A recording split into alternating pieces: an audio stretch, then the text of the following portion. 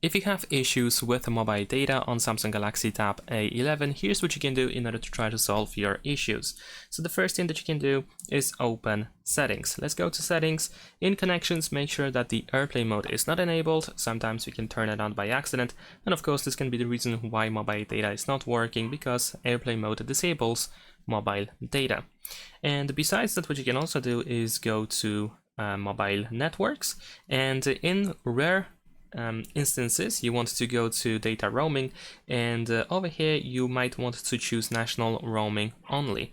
So if this option is disabled and you don't have access to mobile data, then you want to make sure that national roaming only is enabled.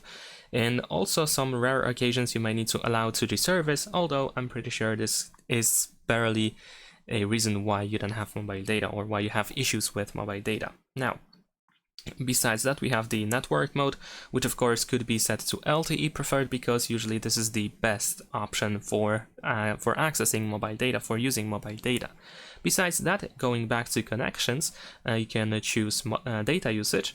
And in here we have the data saver, which can also be the reason why you have some issues with the mobile data when it's enabled, of course. So you can turn it off at least temporarily in order to see if that makes any difference. And also we have mobile data option in here that can be toggled quite easily, but just by tapping on the switcher. You can also enable and disable mobile data by going to quick settings or the control center.